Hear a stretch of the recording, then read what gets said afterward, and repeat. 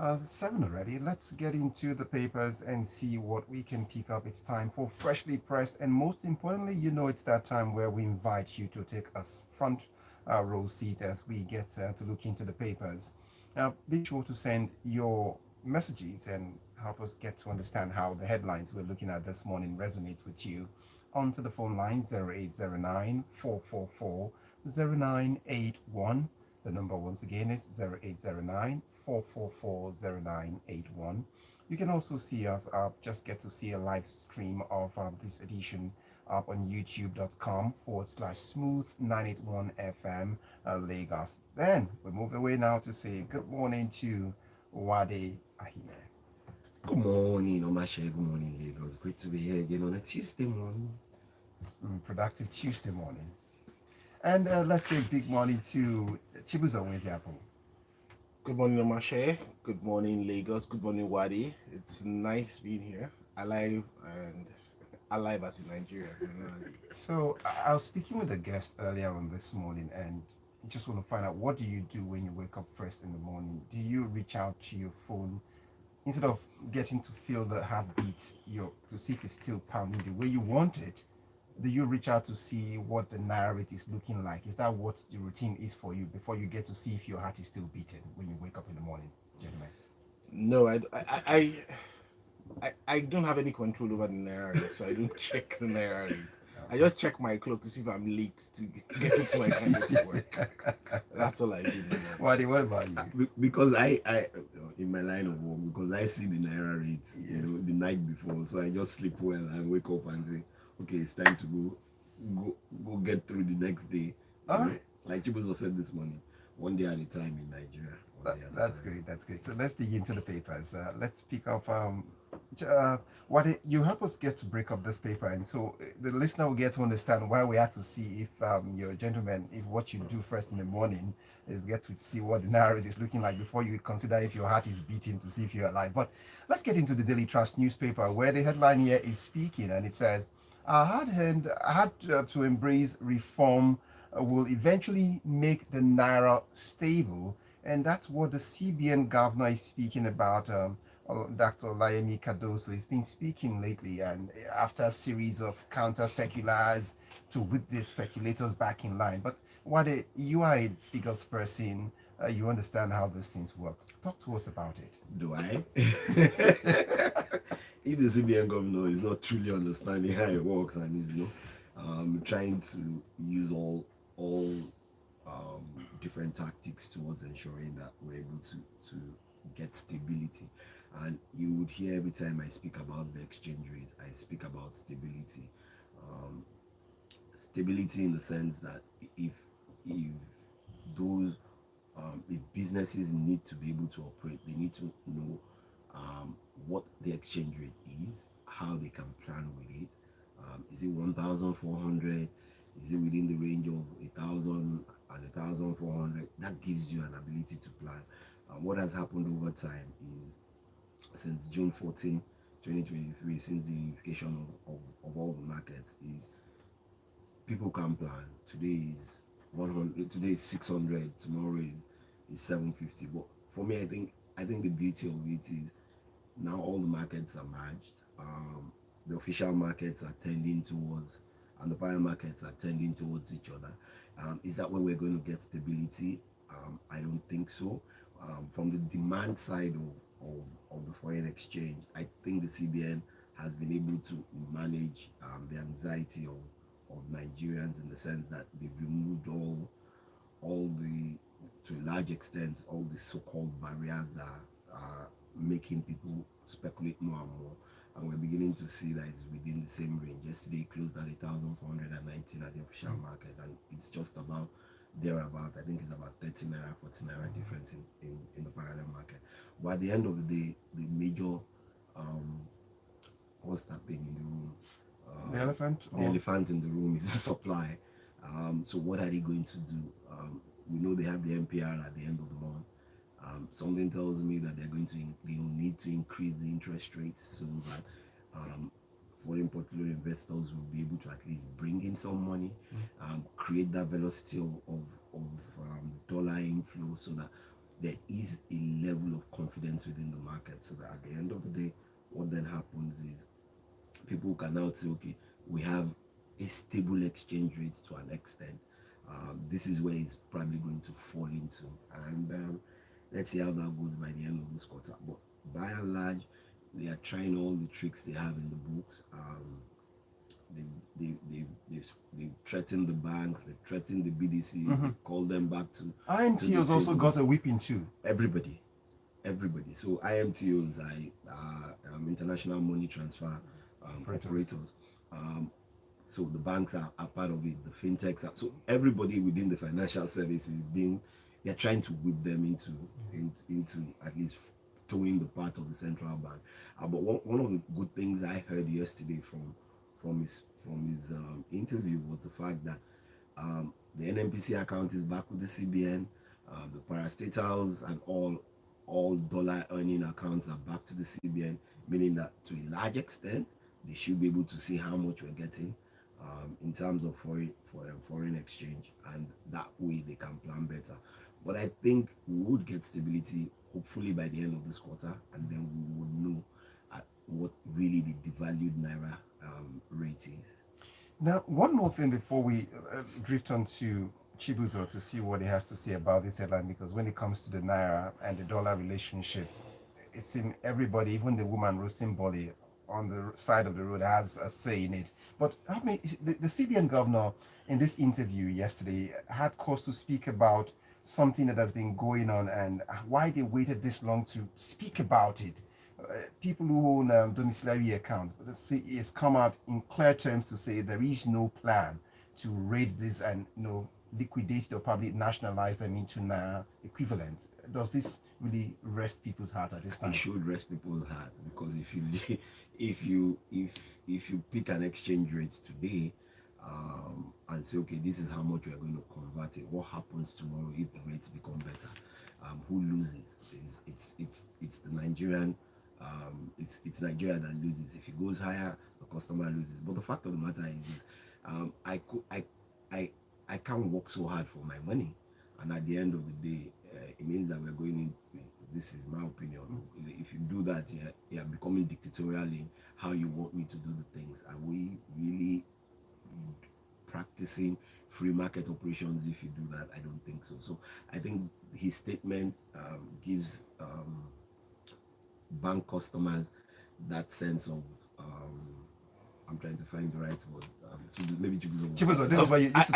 I think well, he's tried to allay the fears of a lot of customers. Unfortunately, I think Nigerians have gotten to this point where they're a bit distrustful of government, and everybody who appears to speak for government and agency of government. So this story came out, and I think I was reading yesterday a response by the newspaper outlet that had published the story, and to say that they had gotten from an anonymous source who was privy to some discussions, blah blah blah. But yes, the CBN government has done its part, and like Uade has pointed out, once you go in that direction, it does the opposite of what the CBN government is trying to do, which is trying to give confidence to investors that they can exit their money and bring in their funds and get value for it. It also doesn't give a lot of confidence to the Nigerians who want to use your local banking system. So I don't think it's something that you want to see happen or something that should be discussed. But at the end of the day, what will finally allay Nigerians' fears is where there's less pressure on the CBN governor to put his hand in his bag of tricks to try and solve this forex issue. So if our currency is stable to the dollar, stable, appreciates of value, then we know that the government, the CBN and the government by extension, are not under any pressure to take any extreme tactic or any extreme strategy to try and sort the problems out. So that's what we're waiting for at the end of the day, really. Just before we rest it, what they see, there's this issue they mentioned. IMTOs will now have to capitalize to about the tune of about $1 million. Wasn't that what was stated? Yes. Well, so let me try and clarify a bit of that.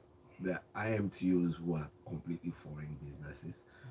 So their fees, that's what they're saying, would move to about $1 million. But there are IMTOs who are Nigerian businesses.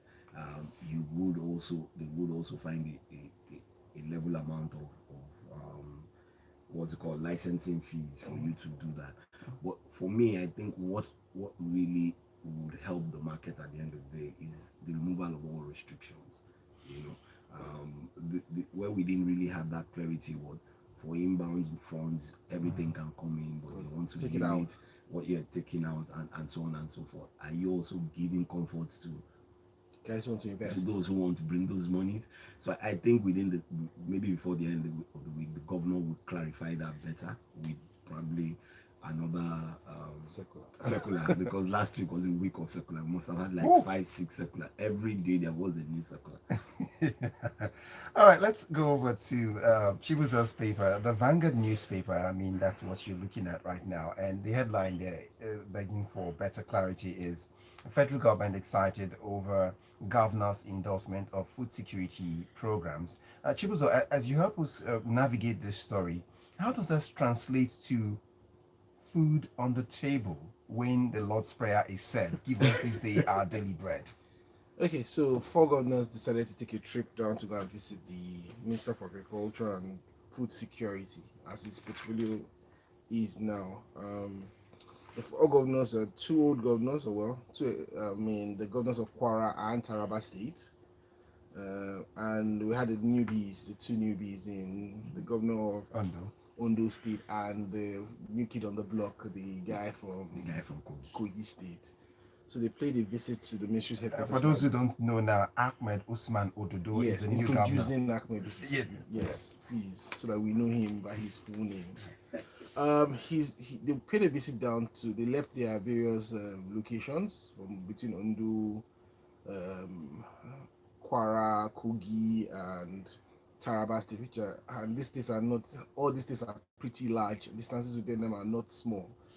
And they all went down to Abuja to pay a courtesy call to the Minister of Agriculture, basically. And they said for them it was a show of political will, it was a show of their synergy in their cultural sector, and also for them an opportunity to share their ideas and their thoughts towards what they felt was, towards what they feel or what they hope would be the participation and their states in trying to ensure that we have food security, not only for the states, but also contributing to Nigerians' agricultural output. The minister took the opportunity to talk largely about, how the government's policies and the policies of previous governments have increased agricultural output in those states, and also talked about his plans towards increasing food security. Well, there was a lot. He also talked about the president's 8-point agenda. I'm struggling to keep away my personal thoughts about when governors leave their various state headquarters or states and go down to Abuja. I'm just hoping that they had something else to do in Abuja that, if I'm in Abuja, let me go and see my friends, let me go and take the opportunity to do other things, because I find it a colossal waste of state funds and time when people are junketing to do what they call courtesy calls. I know it's a very political thing, but at times, there's Teams, there's Zoom, there are tools that can be used, But let's go into the crux. What do the governors want? A lot of the states in Nigeria do have large amounts of arable land, which is something that the minister pointed out during their visit. And the truth is today that a large chunk of Nigeria, if not the majority of Nigerians, are still involved in one form of agricultural production or the other. The misnomer is that Nigeria is still suffering from food insecurity. We are still suffering from high prices of food products. We are still suffering from lack of infrastructure to keep our food and to process our food properly, despite the fact that a lot of our people are involved in this activity every day. So it speaks a lot to even the entire story about Nigeria being an unproductive nation. Because if you are spending majority of the time doing something and you're not doing it well, then there's a big problem. Now, what do we do? Apart from me, when we convert the Minister of Agriculture with the additional thing of food security, the security part for me stands out a bit. But we understand the concept of food security is ensuring that Nigeria does have enough food to provide for its people, to keep provide for these people as based on the demand of people. Basically, we are not dependent on another country, another entity for our feeding. But a large chunk of our problems today, when it comes to food, is actually ties to security. A lot of our states are still in some crisis or the other, with bandits, terrorists. Now they're the kidnapping. We are hearing about people being picked up at weddings. People are afraid to drive on the roads. Farmers are afraid to go to their farms. that chunk of security needs to be addressed to be able to sort out the food security part. Investment into agriculture and infrastructure. I cannot say it enough. I repeat. I think every week I have to say so in agriculture, and investment into infrastructure is key to ensuring that the food that is coming out of our various food baskets do not go to waste in this country, and they go to the points where they need to go to, at the rates where they need to go to. We need also think about the farmers. There's a lot of things to be talked about.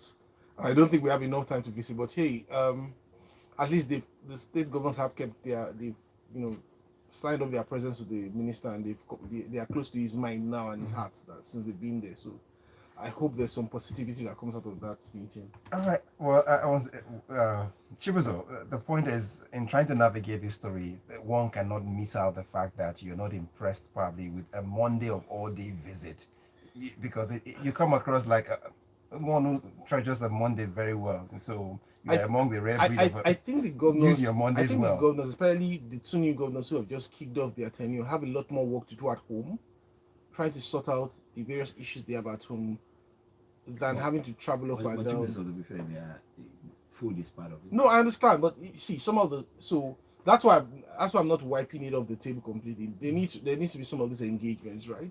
But you need to sort out what do you want out of this again. How are you sorting out your homes? What is happening in your how much production is happening in Kogi State? So for me, briefly now. Briefly, and let me just add this.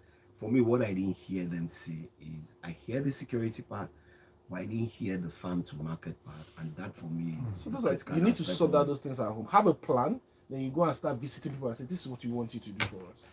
Okay, if you just joined in, you're listening to Freshly Pressed on Smooth 98.1 FM. Got Uade Ahimie here with us, helping us make meaning of all of the headlines. And then Chibuzor Nwaezeapu is still here with us. And we expect to begin to read your messages on 0809 444 0981. I see them streaming in already, but that will be after now.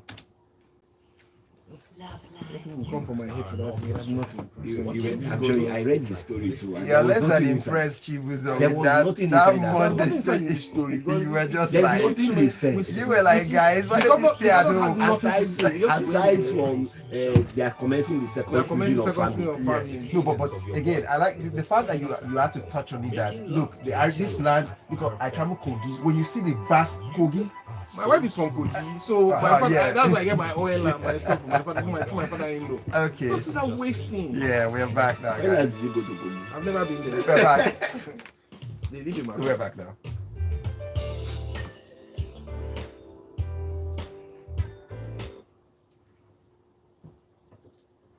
We're Smooth 98.1 FM, still freshly pressed, and we're picking up the local headlines and then getting you to get your messages across in reaction to the headlines.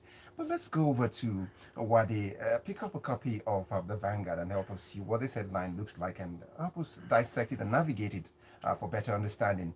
Borrowings, the Senate to increase 5.079 trillion naira 2024 revenue target for the customs service. And this is looking more like if customs generate, we would not borrow more. That's what it's looking like. But let's see what they have to say about this. You see, let me just I won't take too long on this story, so that I just so that I can chip in. Yeah, so that I can hit the nail on the head. Okay. Budget is at 800 naira to $1. Today, dollar is 1,419 as of yesterday's nothing. Already, the CBN has advised the customs that exchange rate for imports is about 1,300 and over 1,300. So what revenue is already increased? Yes. So, and reading the story, they really haven't said which other things that they are really going to do to help ensure that this revenue increase that they are asking for, they are telling the customs to do, aside from say block the leakages. Fine. And that is this for me. So when I look at this, I just, is it semantics? Really, you are almost 100% devaluation of what your budget is, and you're saying, oh, they will increase the revenue. What are you going to help them do in terms of the personnel, in terms of technology, towards ensuring that these things are done and they are done quickly? Not the one that you're going to say, oh, okay, we'll put in the technology, but it's at the end of the time that the controller general is saying that, oh, okay, we've just finished the first phase of implementing e-customs, which is something that has been on at least now for the last 8 years. No, but just before I let Chibuzor come into it, look, you talked about the currency has lost its value right now, so it doesn't stay tomorrow. It wakes up. So in itself, it means that it doesn't that come across that there is need for the customs now. The value that it was given when the budget was passed, it needs to be up now. How? And that's the question I'm asking. How? Maybe Chibuzor might have. What I would say, I was when I saw this story, I was a bit irritated because I've had my impression about the way we think about customs. So customs is essentially first a service. It needs to provide an efficient service before we start looking, obviously from the point of revenue where we're getting that money. But Nigeria's custom, and I've had a personal experience where we tried to bring in stuff, and for a December program, I did not come in till February. I basically had to now spend the same amount to go and start procuring stuff locally, fabricating stuff locally. The Nigerian customs service today is not efficient. So Uade was very nice when he talked about technology, trying to train the people, trying to do all that. But when the focus is not on delivering quality service, you remove the eye of the ball and you focus largely on how much more they can bring. Like I said, once you devalue the value, you're going to get, and customs are always the first people to change their rates once there's a devaluation and they move it to the new rate. Once you do that, the volume increases. What the value of the money is a different discussion. But by doing but the problem, whenever the controller general goes and speaks to the customs, to the Senate or any of the, he's always talking about how he can increase how much he's bringing in, how they need to remove particular items off the import, whatever list, restriction list, how they need to remove waivers, because his total focus is on revenue generation rather than service. So that's why a lot of Nigerians today, and a lot of Nigerians still, Mr. C was talking about some weeks ago, will go to Tema and bring in their stuff to Tema. They will go to Tema. That's not a part of Nigeria. It's not in Nigeria. Outside Nigeria. That's not a 36 state, 37. That's in Ghana. It's in Ghana. You go to Cotonou. You go to Lome. To go to Lome. These are all stuff that are destined for Nigeria. But why do they go there? Because one, your ports are not efficient. Your ports do not. If you have a look at any of those ports, you see how they work. You respect it. And you're like, why do we call ourselves giants of Africa? We need to sort out how. I'm not saying that we don't need much more money from the customs. We need as much money as we can get from any source. But a lot of our comments, especially by people in Senate, people, and even at times people coming from the customs, is very short-termish. We need to develop capacity where we can do more. In fact, it will be good that some of the money that we are bringing in this increased revenue is actually targeted towards increasing that in the long term. But I won't hold my breath. Don't hold it. We need it more to get to the next story now. Wade, if you do the Chibuzor, just walk us through this story in 2 minutes and situate it also in the backdrop of an event, an announcement that was made somewhere at the Buckingham Palace yesterday. And so let's look at how much awareness people are having about this. So let's look at the Daily Trust newspaper, where the First Lady, Oluremi Tinubu, urges care for cancer patients. Here we are. Okay, so Omas wants to put me in trouble this morning, so he asked me to go into. So obviously there was an announcement, and it was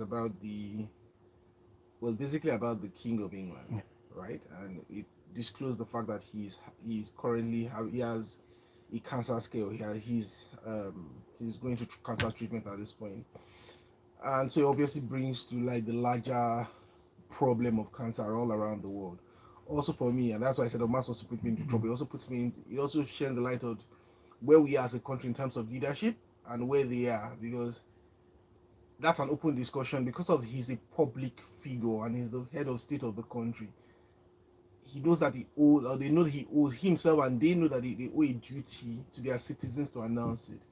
Here in Nigeria, leaders disappear for 100 days or more, and everybody, when you want to ask the question, it's as if you want to cut off the head of the king, So that's aside. But the First Lady, I'm hoping that this regime would probably start setting the right examples by doing the right things. So the First Lady she's asked Nigerians to continue to show empathy, care, love, and support for cancer patients and survivors. I don't think these are things that you ask Nigerians to do. I think by default, a lot of Nigerians do this almost by default. Nigerians are caring people. Forget all the issues that we have. I think we're supportive when we can. I think what has happened is because of the pressures, people are beginning to lose a lot of that. But the First Lady felt a need to reinforce this. So, as she said this on Sunday to mark World Cancer Day, she stressed about the need to deepen efforts to put in place necessary infrastructure to address the health challenges towards better care for cancer patients and survivors. Fantastic. I like that phrase because for me it solves three problems. It reduces the pressure on your naira for dollars if you can have this infrastructure in Nigeria and working. It gives a good environment for doctors to stay and not run away and japa, and also allows us, it also allows us to treat the patients that are primary target of this. So I do hope the first man or the president is listening to the first lady's pleas, and also his ministers who are in charge of this are also listening and trying to make this help. For the World Cancer Day, the theme was the closing of the care gap, and it speaks to the fact that we are trying to deepen our efforts in putting place infrastructure towards better health challenges, towards better care for cancer patients and survivors. Now, cancer is something that obviously is becoming more in our face in Nigeria. It's becoming more prevalent. I have had friends. I've had friends and family who have lost their lives to cancer. It not only we're not talking only about the impact on the individual who's gone or departed. We also talk about the impact on the family because I've had a friend who had to take time off work substantially to look after somebody who was terminally ill of cancer, and that had impact on his career, had impact on his own family life, and at the end of the day, Nigerian state had to also bear cost for having to bury this person. So it has a lot of impact, and in Nigeria, even for us, some of us that appear to be have our head above water, we always say that we're just one sickness away from jumping below the poverty gap. So really, we need to put in a lot more help to sustain people. We need to have better facilities. We need to have better healthcare facilities, insurance coverage, things to protect the individual from falling below that poverty line once they are faced with this kind of illnesses or diseases. Thank you. This is where we raise down to look at messages waiting, Chibuzor and Uade. Let's see, we've got a Cisco Delgado who reacts to the CBN governor's comments.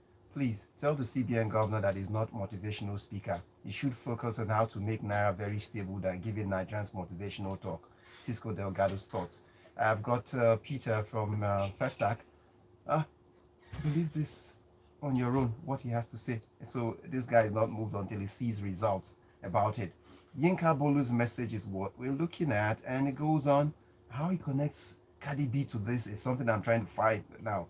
Listening to Cardi B yesterday, I have hope, and also pray that all they do works out. And now, one Durban claimed that out of 7 billion US dollar claims, about 2.4 billion US dollar was not correct in his word, and I feel it needs to go further to sanction them to deter future ideas.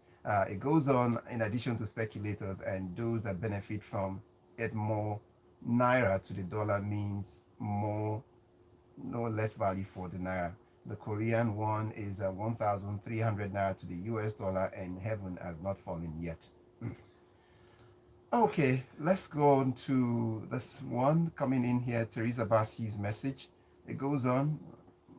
My son Alex listened to the show as I drop him off from school. Oh, we've got a young listener also going to school and listening to Freshly Pressed. So I just make sure we love you and keep listening. Thank you so much. Then comes in JP with a message here for us. It goes, JP's message says, it's sad governors haven't taken a serious stance on agriculture. Yield per square meter needs to be top of mind. Sadly, visit as against mechanized farming, targeting yield in season is lost. Sad. I've got Ajayi Olunduwa's thoughts waiting. The tragedy of the Naira instability in the forex market is as a result of the CBN selling forex to banks, BDC operators, and dubious manufacturers to import all manner of goods, and in majority of the cases, the forex allocation ends up in the black market. God help us. Ajayi Olunidua's message this morning. Ibukun from Ketu, the governors should outlaw the multiple local and other government levies, fix the roads in the states, and provide water and infrastructure to aid farm to market before they go visiting the minister. Where were the commissioners of agriculture? Ibuku's thought. Ibuku is less impressed with that visit to the agricultural minister. And then I would find who else here now. I'm looking at Gilbert Musa's message, and it goes on from Festac. The visit by governors to Abuja on food security, as your analyst said, we need to ensure security of farmers and farmland first. Also, let them take a look at the 1976 Operation Feed the Nation Agricultural Scheme by Obasanjo's then government. It is well spelled out there. Anthony, I see your message. I also see. Okay. Thank you very much. I see that was message. Please give your tissue now, so that it stops sniffing. Okay. Or okay. Just that's it's stimuli. You have to react and all of that. But we appreciate all of you with your messages right now. And that's a wrap on the show. You want to draw this one in? Well, distillers who are protesting sanction in 20 seconds. I will relate this back to your program at 6:30 about inflation and sachetization. So that this is sachetflation is another part of it that you didn't talk about. This is the what ban on sachet drinks by the NAFDAC. That's what it's all about. But that's aside. But I need to take all of this company we've used on Freshly Pressed now over to the Grapevine at 8:15. So stay tuned. More coming up. Thank you so much, Chibuzor, Nwaezeapu, and Uade Ahimie, for your time. Thank you for having us in the studio. Thank you very much. Have a lovely day. Stories that you